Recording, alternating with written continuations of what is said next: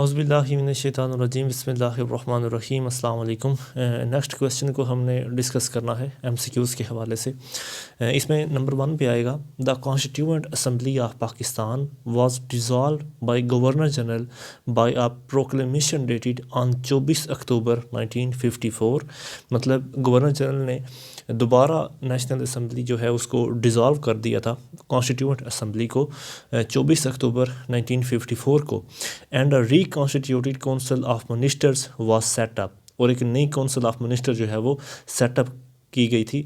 The president of constituent assembly, उस president constituent assembly के जो प्रेसिडेंट हैं Maulvi Tamizuddin Khan, thereupon filed a writ under which section Maulvi Tamizuddin Khan file this petition. तो उन्होंने Sindh high court के अंदर मौलवी तमीज़ुद्दीन जो हैं पहली कॉन्स्टिट्यूएंट असम्बली के जो स्पीकर थे, उन्होंने बाकायदा तौर पर गवर्नर जनरल के ख़िलाफ़ जो है वो मुकदमा दर्ज करवाया। तो उन्होंने वो मुकदमा 223A 223A of the government of India act 1935 के तहत जो है वो जमा करवाया था। 223A जो है उसके तहत गवर्नमेंट ऑफ इंडिया एक्ट 1935 के तहत उन्होंने गवर्नर जनरल के ख़िलाफ़ मुकदमा दर्ज करवाया। नेक्स्ट है कि why governor general Ghulam Mohammad dissolve the constituent assembly. Governor general Ghulam Mohammad ने कॉन्स्टिट्यूएंट असम्बली को क्यों डिज़ॉल्व किया था?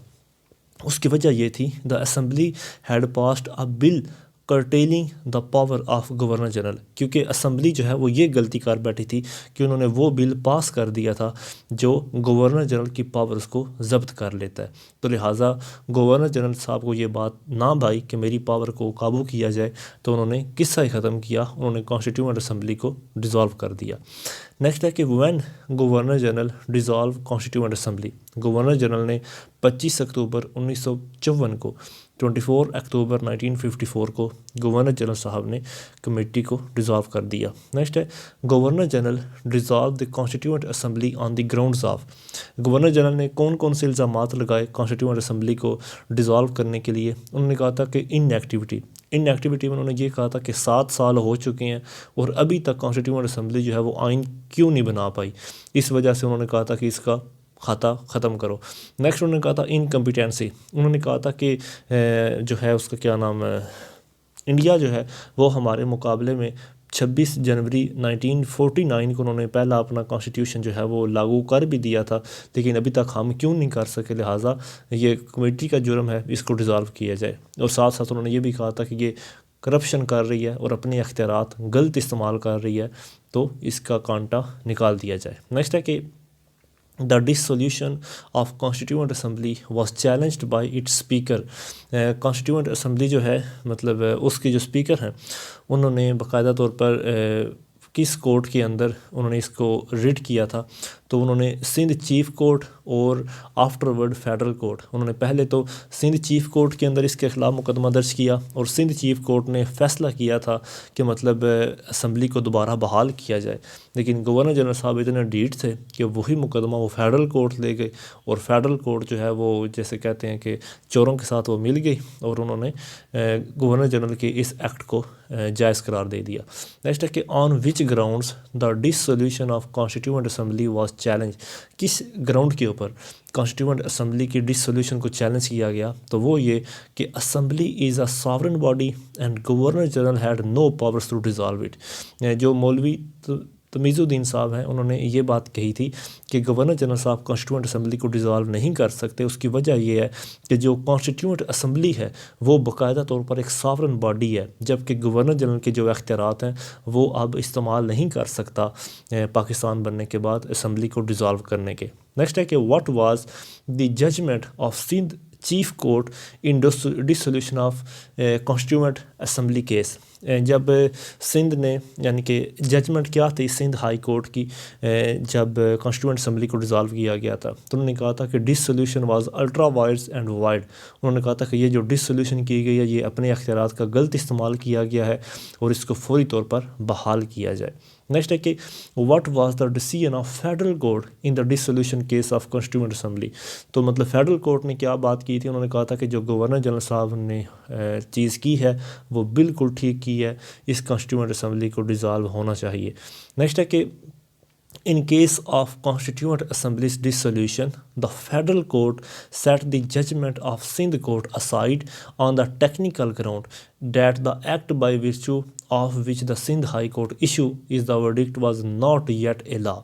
लेकिन जी मतलब उन्होंने नया शोशा छोड़ा फेडरल कोर्ट। उन्होंने ये कहा था कि हम सिंध हाई कोर्ट का फ़ैसला नहीं मानते हैं, वो इस वजह से कि सिंध हाई कोर्ट ने जिस एक्ट के तहत फ़ैसला किया है वो कानून का हिस्सा ही नहीं है, लिहाजा उनकी तरफ से जो बातें हैं हम उसको एक्सेप्ट नहीं करते और गवर्नर जनरल साहब जो हैं उनकी इस अमल को बहाल किया जाएगा। अच्छा जी, नेक्स्ट है कि what was the advice of federal court to the governor general in the case of dissolution of constituent assembly. जब गवर्नर जनरल साहब ने ये हरकत कारी दी कि उन्होंने कॉन्स्टिट्यूएंट असेंबली को डिज़ोल्व कर दिया, तो फेडरल कोर्ट ने उनको क्या मशवरा दिया? उन्होंने कहा था कि form a second constituent assembly immediately. उन्होंने कहा था कि दूसरी असम्बली जो है second constituent assembly Mohammad Ali Bogra जिसको हेड बनाया गया, इसको मुकम्मल तौर पर यानी कि बनाई जाए, नई कमेटी बनाई जाए।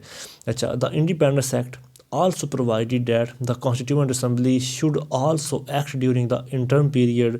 मतलब जो एक्ट है इंडिपेंडेंस एक्ट 1947 के तहत ये बात उसमें बयान की गई थी कि जो कॉन्स्टिट्यूएंट असम्बली है वो एक्ट कर सकती है एज ए इंटर्म गवर्नमेंट के तौर पर। किस पीरियड में? तो वो है central legislature of the country. मतलब जो कॉन्स्टिट्यूएंट असम्बली जो है वो मुल्क की जो सेंट्रल लेजिस्लेचर है उसके तौर पर भी वो इंटर्म वक़्त के लिए यानी कि थोड़े वक़्त के लिए वो एक्ट कर सकती है। नेक्स्ट है कि when HS. Suhrawardy, Hussain Shaheed Suhrawardy, disqualified and consequently driven out of constituent assembly. Hussain Shaheed Suhrawardy को कब डिसक्वालीफाई कर दिया गया था कॉन्स्टिट्यूएंट असम्बली से? उनको 1949 में। Hussain Shaheed Suhrawardy disqualified and consequently driven out of constituent assembly, तो 1949 के अंदर। नेक्स्ट है कि who was invited by governor general Ghulam Mohammad to form a new ministry after dissolving the constituent assembly. Constituent assembly को डिज़ॉल्व करने के बाद गवर्नर जनरल गुलाम मोहम्मद ने मोहम्मद अली बोगरा को बुलाया, फिर जिन्होंने अपना बोगरा फार्मूला भी पेश किया था कि आप अब आएँ और अपनी हुकूमत बनाएँ। नेक्स्ट है कि इन द न्यू काबीना of Mohammad Ali Bogra some new faces were included. कुछ नए चेहरे इंक्लूड किए गए थे मोहम्मद अली बोगरा की काबीना के अंदर। Who later played a distinct role in the political scenario of Pakistan, which of the following was these faces. तो वो चेहरे कौन थे जो नए चेहरे बनाए गए थे? तो वो थे मोहम्मद अयूब ख़ान साहब, इस्कंदर मिर्ज़ा साहब और डॉक्टर ख़ान साहब और ये वाले जो एक और साहब हैं, इन तमाम लोगों को ऐड किया गया था और इन लोगों ने फिर मज़ीद आगे जाकर पाकिस्तान का जो तख्ता है उसको पलट दिया। अच्छा, नेक्स्ट है कि after the defeat of Muslim league की डिफ़ीट के बाद जब ईस्ट पाकिस्तान में जो है वो इलेक्शन हुए थे तो उस वक़्त मुस्लिम लीग जो है उसको मतलब डिफ़ीट कर दिया गया। तो ज़ाहिरी सी बात है जब उनको डिफ़ीट किया गया तो वो मेजॉरिटी में नहीं थे, लिहाजा वो गवर्नमेंट ना बना पाए, तो फिर उनको कोalition गवर्नमेंट बनानी पड़ी, कोalition काबीना जो है वो उनको बनानी पड़ी थी। Then who became the leader of new काबीना and Mohammad Ali Bogra was sent back to their former position of Pakistan ambassador to USA।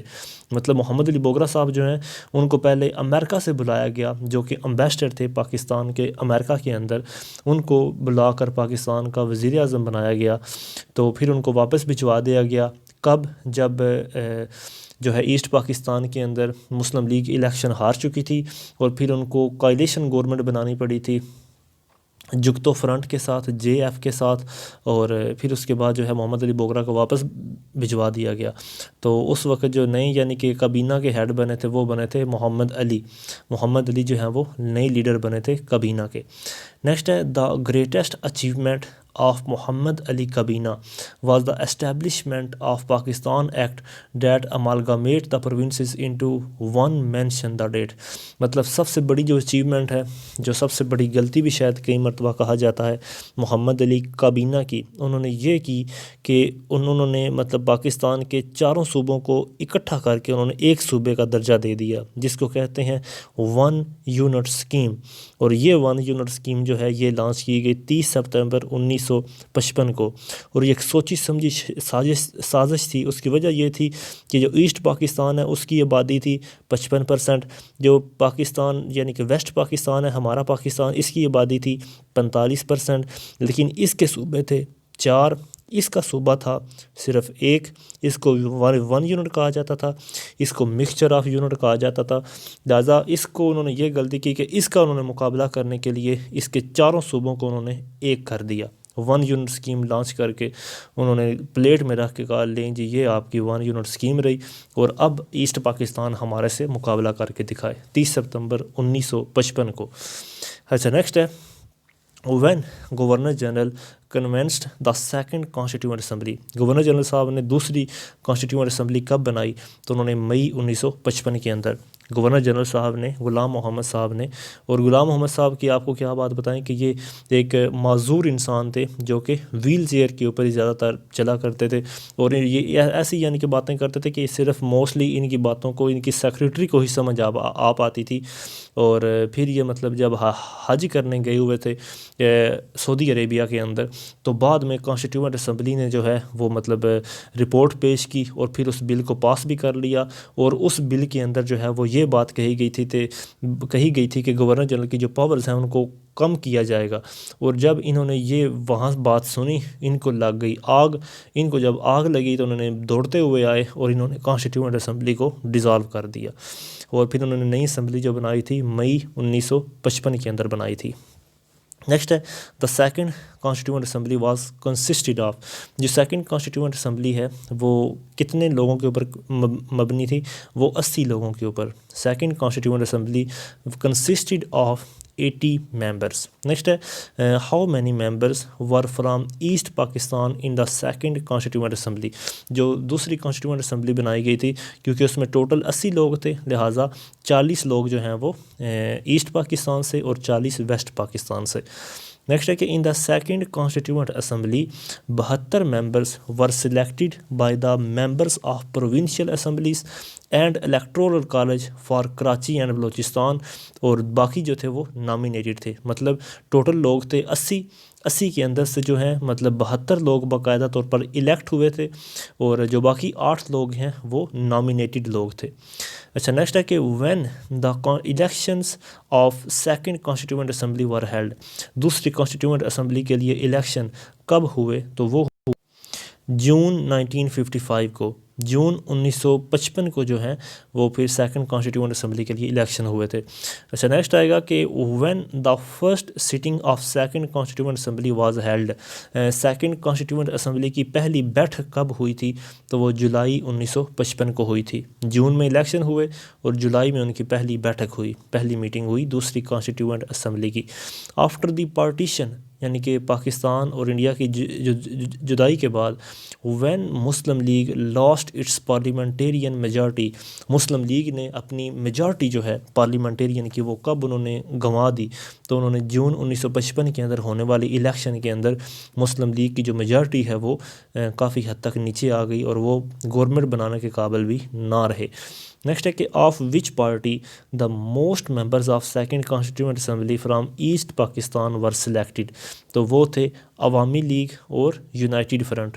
Awami league और यूनाइटेड फ्रंट जो है ये मतलब इन दोनों को इकट्ठा करके, इन दोनों को अमालगामेट करके जो है बनाई गई थी कॉन्स्टिट्यूएंट असम्बली। अच्छा, नेक्स्ट आएगा कि which assembly passed act of 1 unit merging all provinces of west Pakistan into 1 unit. तो वो है सेकंड कॉन्स्टिट्यूएंट असम्बली। मैंने पहले बता दिया कि सेकंड कॉन्स्टिट्यूएंट असम्बली का ये कारनामा है कि पाकिस्तान के सारों सूबों को एक यूनिट में बना दिया गया।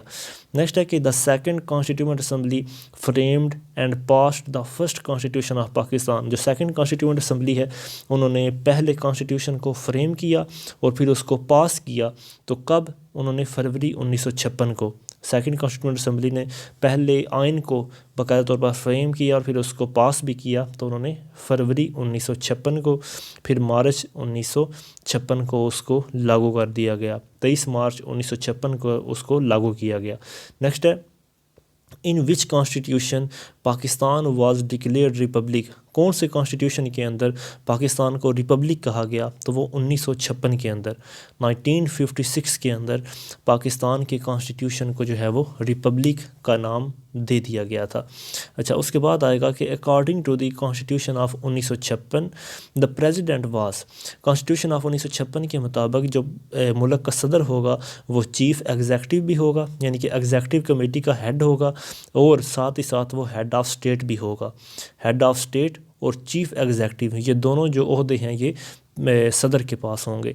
नेक्स्ट है according to the constitution of 1956 who were entitled to elect the president, president को कौन कौन इलेक्ट करेगा, तो वो होगा प्रेसिडेंट जो है वो नेशनल असम्बली और साथ ही साथ प्रोविंशियल असम्बलीज़, ये दोनों मिलकर उसको इलेक्ट करेंगी, क्योंकि जो हेड होता है स्टेट का वो यानी कि रिप्रेजेंटेटिव होता है पूरी की पूरी स्टेट के हवाले से, लिहाजा प्रेसिडेंट जो है वो इन दोनों असम्बलियों से, मतलब नेशनल असम्बली से भी और साथ ही साथ सूबों की असम्बलियों से भी वो इलेक्ट होके आएगा। नेक्स्ट है कि president was to be Muslim and age of president prescribed in the constitution of 1956, मतलब जो प्रेसिडेंट होगा उसके लिए ये शर्त थी कि वो मुसलमान भी हो और उसकी उम्र जो है वो कम अज़ कम 40 साल हो, 40 साल उसकी एज हो। नेक्स्ट है which of the following was appointed by the president beside prime minister according to the 1956 constitution, मतलब which of the following were appointed by the, इनमें से कौन कौन से ओहदे जो हैं वो प्रेसिडेंट खुद उन ओहदों के ऊपर लोगों को अपॉइंट करेगा, जबकि प्राइम मिनिस्टर उनको अपॉइंट नहीं करेगा। तो ये हैं सारे के सारे ओहदे, यानी कि जो गवर्नर होंगे सूबों के अंदर उनको भी प्रेसिडेंट अपॉइंट करेगा, जो सुप्रीम कोर्ट के जजेस होंगे उनको भी प्रेसिडेंट अपॉइंट करेगा, जो ऑडिटर जनरल और एडवोकेट जनरल होंगे उनको भी प्रेसिडेंट साहब ही अपॉइंट करेंगे। नेक्स्ट है according to the constitution of 1956 who had the veto power to reject और withhold his assent to the bills, मतलब 1956 के आइन के मुताबिक सबसे ज़्यादा पावर किसको थी कि वो वीटो कर सकता है असम्बली के किसी भी किस्म के बिल को, तो वो थे प्रेसिडेंट जो है उनके पास पावर थी कि वो असम्बली के किसी भी बिल को वीटो कर सकते। अच्छा, नेक्स्ट आएगा कि when the first constitution of Pakistan was abrogated and martial law was impose, तो 8 अक्टूबर या 7 अक्टूबर को भी कहा जाता है, 7 अक्टूबर 1958 को या 8 अक्टूबर 1958 को पाकिस्तान के पहले कॉन्स्टिट्यूशन को एब्रोगेट कर दिया गया और मार्शल लॉ इम्पोज कर दिया गया। नेक्स्ट है in respect of religion what was the term set for the president in the constitution of 1956 के आइन के मुताबिक मज़हब के अलावा प्रेसिडेंट के लिए एक और कौन सी शर्त रखी गई, तो वो है मस्ट बी अ मुस्लिम, कि मतलब मुसलमान भी हो। नेक्स्ट है what was the age of presidential candidates set in the constitution of 1956, तो वो है प्रेसिडेंट की उम्र कम अज़ कम 40 साल हो। नेक्स्ट है कि according to the constitution of 1956 prime minister should be the head of majority party in the federal parliament, he with his काबीना was responsible to national assembly, जो प्राइम मिनिस्टर है 1956 के मुताबिक जो मुल्क का वज़ीर आज़म होगा उसके पास कम अज़ कम फेडरल पार्लियामेंट के अंदर मेजॉरिटी होनी चाहिए, और वो मेजॉरिटी हासिल करने के बाद ही फेडरल पार्लियामेंट में अपनी गवर्नमेंट बना पाएगा, और फिर उसकी जो काबीना होगी वो जवाबदेह होगी नेशनल असम्बली को। नेक्स्ट है कि according to constitution of 1956 how many members were there in national assembly who were be elected equally from 2 wings of the country, तो वो हैं 300, मतलब हमने पहले भी डिस्कस कर लिया कि 1956 की आइन के मुताबिक जो है 300 लोअर हाउस के अंदर जो पार्लियामेंट के अंदर होंगे नेशनल असम्बली के लोग होंगे वो इलेक्ट होकर आएंगे, जिनमें से कुछ ईस्ट पाकिस्तान से और कुछ वेस्ट पाकिस्तान से। नेक्स्ट है कि under the constitution of 1956 how many seats were reserved for women in east Pakistan, east Pakistan के अंदर औरतों के लिए कितनी सीटें रिज़र्व की गई, तो वो थी 5 सीटें जो है कॉन्स्टिट्यूशन ऑफ 1956 के मुताबिक 5 सीटें औरतों के लिए रिज़र्व की गई। नेक्स्ट है कि in the constitution of 1956 how many seats were reserved for women in west Pakistan, तो वेस्ट पाकिस्तान की तरफ से भी 5 सीटें औरतों के लिए रिज़र्व की गई थी। नेक्स्ट है कि under the constitution of 1956 who had the complete control over finance, मतलब पैसे के मामलात या जो मईशत के मामलात होंगे, फ़ाइनांस की जो प्रॉब्लम होंगी, उनका मुकम्मल कंट्रोल जो है वो नेशनल असम्बली के पास होगा। जो 1956 के आइन के मुताबिक जो फ़ाइनांस के मसाइल हैं वो नेशनल असम्बली के हाथ में होंगे, वो सेनेट के हाथ में नहीं होंगे। नेक्स्ट के who was to appoint the governors of the country in according to 1956 constitution. तो प्रेसिडेंट जो है ये मुल्क के जो गवर्नर्स होंगे सारे के सारे सूबों के, उनको ये अपॉइंट करेगा। नेक्स्ट है कि who was entitled to appoint the chief minister of provincial assembly according to the constitution of 1956। यानी कि 1956 के कॉन्स्टिट्यूशन के मुताबिक जो चीफ मिनिस्टर होंगे सूबों की असम्बली के जो चीफ मिनिस्टर होंगे, उनको कौन अपॉइंट करेगा? तो वो होगा गवर्नर। गवर्नर जो होगा वो सूबों के अंदर जो चीफ मिनिस्टर होंगे उनको वो अपॉइंट करेगा। नेक्स्ट है according to the constitution of 1956 the provincial assembly was consist of. जो प्रोविंशियल असम्बली होगी उसमें प्रोविंशियल लेजिस्लेचर और गवर्नर ये दोनों शामिल होंगे। 1956 के कॉन्स्टिट्यूशन के मुताबिक जो प्रोविंशियल असम्बली बनाई जाएगी उसमें प्रोविंशियल लेजिस्लेचर यानी कि चीफ मिनिस्टर और उसकी काबीना भी होगी, और साथ ही साथ गवर्नर जिसको प्रेसिडेंट ने अपॉइंट किया हुआ होगा वो भी वहाँ पर होगा।